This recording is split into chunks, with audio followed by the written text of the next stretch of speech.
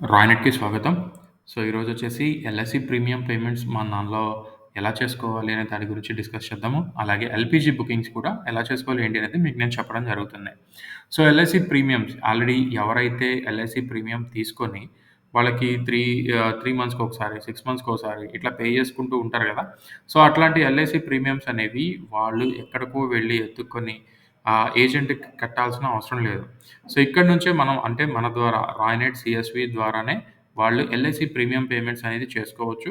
అలాగే LPG booking ఏవైతే మన ఇళ్లలో వాడుతూ ఉంటామో ఎల్‌పీజీ గ్యాస్ సిలిండర్ బుకింగ్స్.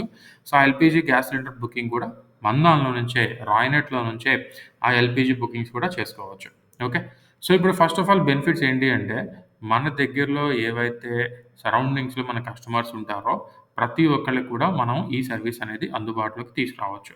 ప్రతి ఒక్కళ్ళు మన సర్వీస్ అనేది యూజ్ చేయడానికి అవకాశం ఉంది. దీంతో పాటు దీనికోసం ఎవరైతే వస్తారో వాళ్ళకి మన దానిలో మిగిలిన సర్వీసెస్ ఏఈపీఎస్ కానీ, డీఎంటీ కానీ, అలాగే మన దానిలో ఎలక్ట్రిసిటీ బిల్ పేమెంట్స్ కానీ, అలాగే పీజీ సర్వీసెస్, అలాగే క్రెడిట్ కార్డ్ బిల్ పేమెంట్స్ ఇట్లా రకరకాల సర్వీసెస్ ఉన్నాయి గదా! ఈ సర్వీసెస్ అన్నిటి గురించి కూడా మనం వాళ్ళకి పరిచయం చేయడం జరుగుతుంది. ఇంకేదన్నా సర్వీసెస్ వాళ్ళేదన్నా అవసరమైతే ముందు మన సీఎస్‌పీ సెంటర్‌కి రావడమే జరుగుతుంది. ఓకే. దీంతో పాటు మీకు తెలిసిందే మనం ప్రతి ఒక్క సర్వీస్‌కి కూడా మనకి కమిషన్ అనేది ఉండడం జరుగుతుంది. అలాగే దీనికి కూడా మనకి కమిషన్ ఇవ్వడం జరుగుతుంది. ఏవైతే ఎల్ఐసీ ప్రీమియమ్స్ ఉన్నాయో, అలాగే మీకు ఇంకా ఎల్‌పీజీ గ్యాస్ సిలిండర్స్ ఉన్నాయో, వీటికి కూడా మీకు కమిషన్ రావడం అనేది జరుగుతుంది. ఓకే. ఇలాగా ప్రతి ఒక్క దానికి కూడా మన దానిలో కమిషన్ అనేది రావడం జరుగుతుంది. అవి ఎలా చేయొచ్చు? ఏంటి అనేది ఒకసారి డిస్కస్ చేద్దాం. అలాగే ఈ కమిషన్ ఎంతొస్తది? ఏంటి అనేది కూడా మీకు పర్టిక్యులర్‌గా ఇక్కడ చూపించడం జరుగుతుంది. ఇక్కడ మనకి ముందుగా కావాల్సింది ఏంటి అంటే ఇన్స్యూరెన్స్ కవర్ నంబర్. ఆ ఇన్స్యూరెన్స్ కవర్ నంబర్ మాత్రం ఖచ్చితంగా యాజ్ ఇట్ ఈజ్ సేమ్ అదే ఎంటర్ చేసుండాలి. అలాగే నెక్స్ట్ ఈమెయిల్ ఐడీ. మాక్సిమం అందరూ ఇచ్చే ఉంటారు ఈమెయిల్ ఐడీ. అదే ఈమెయిల్ ఐడీ ఎంటర్ చేయాలి. ఒకవేళ వాళ్ళు ఇచ్చినది వాళ్ళకి గుర్తులేకపోయినా, ఈమెయిల్ ఐడీ వాళ్ళకి ఎంటర్ చేయకపోయినా, మీ ఈమెయిల్ ఐడీ అయినా సరే ఎంటర్ చేయొచ్చు. ఇవి ఎంటర్ చేసిన తర్వాత డేట్ ఆఫ్ బర్త్ అనే ఆప్షన్ అడుగుతుంది. డేట్ ఆఫ్ బర్త్ మాత్రం కంపల్సరీగా ఎవరైతే ఇన్స్యూరెన్స్ పాలిసీ తీసుకున్నారో వాళ్ళ డేట్ ఆఫ్ బర్త్ కంపల్సరీ అక్కడ ఎంటర్ చేయాలి. వాళ్ళని కస్టమర్‌ని అడిగి మీరిక్కడ ఎంటర్ చేయాల్సుంటుంది. సేమ్ యాజ్ ఇట్ ఈజ్ అదే డేట్ ఆఫ్ బర్త్ ఉండాలి. ఈ డేట్ ఆఫ్ బర్త్ అయిపోయింది ఇక్కడ మీరు ఎంటర్ చేసిన తర్వాత ప్రాసెస్ అనేది స్టార్ట్ అవ్వడం జరుగుతుంది. ఫస్ట్ ఇక్కడ మీరు సీఎస్‌పీ లాగిన్‌లోకెళ్ళిన తర్వాత మనకిక్కడ సర్వీసెస్ అనే ఆప్షన్‌లో బీబీపీఎస్‌లో మనకి బీబీపీఎస్ అనే ఆప్షన్ ఒకటి కనిపిస్తుంది. ఓకే. లాస్ట్‌లో బీబీపీఎస్ అనే ఆప్షన్ కనిపిస్తుంది. దాని మీద మీరు క్లిక్ చేయాలి.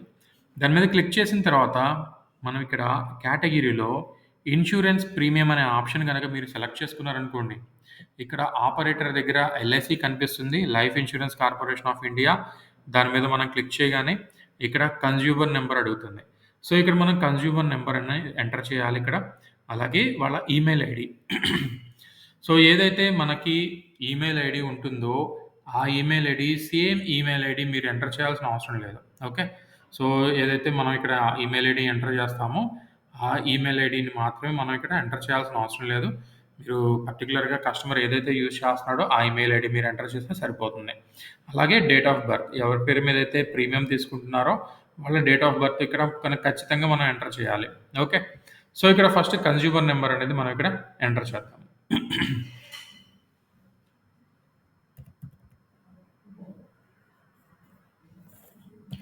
ఇక్కడ నా దగ్గర ఒక కస్టమర్‌ది కన్జ్యూమర్ నంబర్ ఉంది.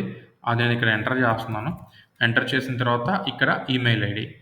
ఏవైతే ఇందాక మీకు చెప్పాను గదా! ఆ ఈమెయిల్ ఐడీ ఖచ్చితంగా వాళ్ళదే ఎంటర్ చేయాల్సిన అవసరం లేదు.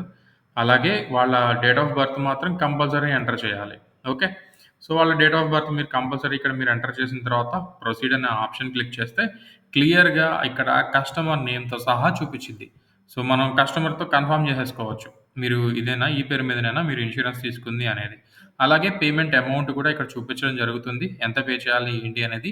ఆ పేమెంట్ అమౌంటు మీ అవైలబుల్ లిమిట్‌లో అంటే మీ వాలెట్‌లో ఉందా లేదా ఒకసారి చెక్ చేసుకొని, ఆ ప్రీమియం పేమెంట్ ప్రకారం మనం ఇక్కడ మేక్ పేమెంట్ అనే ఆప్షన్ గనక మనం క్లిక్ చేస్తే వెంటనే ట్రాన్సాక్షన్ అయిపోతుంది. ఒకసారి కన్ఫర్మేషన్ కోసం అడుగుతుంది. ఆ కన్ఫర్మేషన్ పేజ్‌లో కూడా మనం ఓకే చేసేస్తే మీకు ఇక్కడ నుంచి ట్రాన్సాక్షన్ అనేది అవ్వటం జరుగుతుంది. అలా మీరు చేసిన ఇన్స్యూరెన్స్‌లన్నీ గూడా మీరెక్కడ చెక్ చేసుకోవచ్చు. ఒకవేళ కస్టమర్‌కి ఏమన్నా ప్రింట్ కావాలంటే మీరు ఎక్కడ ఇవ్వచ్చు అంటే మనకి ఎంఐఎస్ అనే ఆప్షన్ ఉంది.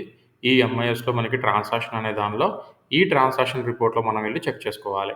సో, మనకి ట్రాన్సాక్షన్ రిపోర్ట్ అనే ఆప్షన్ గనుక మీరక్కడ క్లిక్ చేస్తే, అక్కడ మీరు మాక్సిమం మీరు వెంటనే ఇచ్చేస్తారు కాబట్టి, ఇక్కడ ఈ ఫిల్టర్ ఆప్షన్‌లో టుడే అనే ఆప్షన్ మీరు సెలెక్ట్ చేసుకొని, వ్యూ కొట్టారనుకోండి, మీకు కింద చూపిచ్చేసిద్ది మీరు చేసిన ట్రాన్సాక్షన్.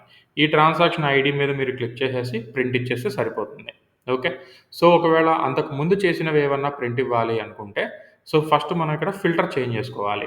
సో, ఇక్కడ మనకి ప్రస్తుతానికైతే ఫస్ట్ ఫిబ్రవరి అనే ఆప్షన్ చూపిస్తుంది.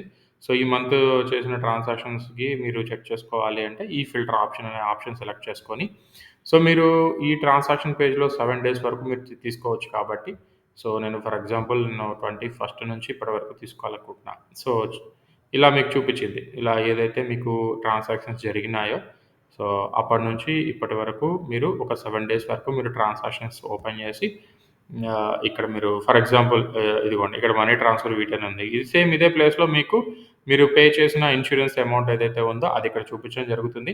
ఈ ట్రాన్సాక్షన్ ఐడీ మీద మీరు ఇక్కడ క్లిక్ చేసేసి మీకిలా ట్రాన్సాక్షన్ చేసిన ప్రింట్ వస్తది. దీన్ని ప్రింట్ ఇచ్చేసేసి కస్టమర్‌కి ప్రింట్ ఔట్ ఇవ్వచ్చు. ఓకే. ఒకవేళ మీకు ఎంత కమిషన్ వచ్చింది ఏంటి అనేది మీరు చెక్ చేసుకోవాలి అనుకుంటే మీకు తెలిసిందే.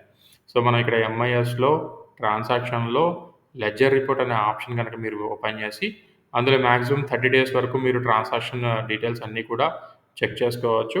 సో, ఆ విధంగా అయినా సరే మీరిక్కడ మీకు వచ్చిన లెడ్జర్ రిపోర్ట్‌లో మీకొచ్చిన కమిషన్ అనేది మీరు చెక్ చేసుకోవచ్చు. ఎంఐఎస్‌లో ట్రాన్సాక్షన్‌లో లెడ్జర్ రిపోర్ట్ అనే ఆప్షన్ మీద మీరు క్లిక్ చేసి, ఇందులో మీకు టుడే కాదు గదా! సో, ఈరోజు ట్రాన్సాక్షన్ అయితే టుడేలో ఇక్కడ ఫిల్టర్ ఆప్షన్‌లో టుడే అనే ఆప్షన్ పెట్టేసుకొని, ఈరోజు డేట్ ఉంటుంది. వ్యూ అనే ఆప్షన్ క్లిక్ చేసి మీరిక్కడ చెక్ చేసుకోవచ్చు. లేదు ఫస్ట్ తారీఖు నుంచి కావాలి అనుకుంటే దాని పక్కనే ఒక ఆప్షన్ ఉంది మనకి. ఆ ఆప్షన్ మీద మీరు క్లిక్ చేసి ఇదొక 30 డేస్ వరకు మనం ట్రాన్సాక్షన్స్ చెక్ చేసుకోవచ్చు. 31 డేస్ వరకు. సో, ఒకటో తారీఖు నుంచి 26 వరకు అంటే నిన్నటి వరకు. సో, వ్యూ అనే ఆప్షన్ క్లిక్ చేస్తే మీరు చేసిన ట్రాన్సాక్షన్స్ దానికి మీకొచ్చిన కమిషన్ ఇవన్నీ కూడా ఈ రిఫరెన్స్ ఐడీ సేమ్ ఉంటుంది. సో, చేసిన ట్రాన్సాక్షన్ దానికి కావాల్సిన రిఫరెన్స్ ఐడీ ఇవన్నీ కూడా సేమ్ ఉంటాయి కాబట్టి మీకొచ్చిన కమిషన్స్ అన్నీ కూడా మీరిక్కడ చెక్ చేసుకోవచ్చు. ఓకే. సో, అలాగే నెక్స్టొచ్చేసి మనం ఇదే పేజ్‌లో మీరు ఎల్‌పీజీ గ్యాస్ సిలిండర్స్ ఎలా బుక్ చేసుకోవచ్చు ఏంటి అనేది ఒకసారి చూద్దాం. సో, దీనికి కూడా మీరు అలాగే సర్వీసెస్‌లోకెళ్తే బీపీపీఎస్ అనే ఆప్షన్ వస్తుంది. అందులో బీపీపీఎస్ అనే ఆప్షన్ గనక మీరిక్కడ సెలెక్ట్ చేసుకోవాలి. ఇక్కడ మీరు క్లిక్ చేసినట్లయితే ఇన్స్యూరెన్స్ ప్రీమియం ఎల్‌పీజీ అని వస్తది కేటగరీలో. సో, ఎల్‌పీజీ అనే ఆప్షన్ గనక మీరు సెలెక్ట్ చేసుకొని ఆపరేటర్‌లో చూడండి ఇండియన్ గ్యాస్ ఉంది, హెచ్‌పీ గ్యాస్ ఉంది, భారత్ గ్యాస్ ఉంది. సో, ఈ 3 గూడా మీ ద్వారా కస్టమర్స్ బుక్ చేసుకోవచ్చు. ఓకే. సో, ఫస్ట్ అయితే హెచ్‌పీ గ్యాస్ అనే ఆప్షన్ నేను సెలెక్ట్ చేసుకున్నాను. ఇందులో కన్జ్యూమర్ నంబర్. సో, కన్జ్యూమర్ మనకి రిజిస్టర్ అయ్యి ఉంటది గదా! హెచ్‌పీ గ్యాస్ ఇప్పుడు నేను సెలెక్ట్ చేసుకుంది హెచ్‌పీ గ్యాస్. సో, ఆ మొబైల్ నంబర్ నుంచి బుక్ చేసుకుంటారు. లాస్ట్ టైమ్ ఏదైతే నా మొబైల్ నంబర్ నుంచి బుక్ చేసుకుంటారో, ఆ మొబైల్ నంబర్ రిజిస్టర్ అయిన మొబైల్ నంబర్ ఇక్కడ ఎంటర్ చేసేసి, మనం ప్రొసీడ్ అనే ఆప్షన్ క్లిక్ చేస్తే కింద డీటెయిల్స్ అనేవి చూపించడం జరుగుతుంది. సో, పేమెంట్ అమౌంట్ ఇక్కడ చూపిచ్చింది. ఇక్కడ కస్టమర్ నంబర్ చూపిచ్చింది. మనం ఎంటర్ చేసిన కన్జ్యూమర్ నంబర్ చూపిచ్చింది. సో, మేక్ పేమెంట్ అనే ఆప్షన్ గనక మీరు క్లిక్ చేస్తే, సో, మీ వాలెట్‌లో నుంచి ఈ అమౌంట్ కట్ అయిపోయి మనకి బుక్ అవ్వటం జరుగుతుంది. ఓకే. సో, ఈ బుక్ అవ్వడం కూడా మనకి రిసిప్ట్ అనేది ఒకటొస్తది. ఆ రిసిప్ట్ కూడా మనం కస్టమర్‌కి ఇవ్వచ్చు. సో, ఇలాగా మీరు మీ వాలెట్‌లో నుంచి ఎక్స్‌ప్రెసో రాయినెట్ అనే పోర్టల్‌లో నుంచి మీరిలా బుక్ చేసుకోవచ్చు. ఓకే. సో, బుక్ చేసుకున్న తర్వాత ఇవెలా చేయాలి, ఏంటి అనేది గూడా మీకు ఎంఐఎస్‌లో చెక్ చేసుకోవచ్చు. ఎంఐఎస్‌లో మనం ప్రింట్ ఇవ్వచ్చు. ఇందాక మనం చూసినట్లుగా ట్రాన్సాక్షన్ రిపోర్ట్‌లోకెళ్ళేసి మనం బుక్ చేసే ఆప్షన్ గూడా మనకి ఇవ్వడం జరిగింది. ఓకే. సో, కమిషన్ ఒకసారి చూద్దాం. మీరు కమిషన్ ఒకవేళ మీరు చెక్ చేసుకున్నట్లయితే మీకు మీరు గమనించినట్లయితే మీకు ఎల్‌పీజీ గనక మీరు బుక్ చేస్తే మీకొచ్చే కమిషన్ 0.12% వస్తుంది. అలాగే మీరు ఎల్ఐసీ పేమెంట్స్ ఏమన్నా గనక చేస్తే మీరు చేసిన టోటల్ అమౌంట్‌లో నుంచి మీకు 0.16% అనేది కమిషన్ రావటం జరుగుతుంది. సో, మంచి కమిషన్ మీరు బుక్ చేసుకోవచ్చు. దీంతో పాటు మన దగ్గర ఏవైతే అదనంగా సర్వీసెస్ ఉన్నాయో అవన్నీ కూడా మనం కస్టమర్‌కి చెప్పిన వాళ్ళమవుతాం. ఓకే. So, thank you.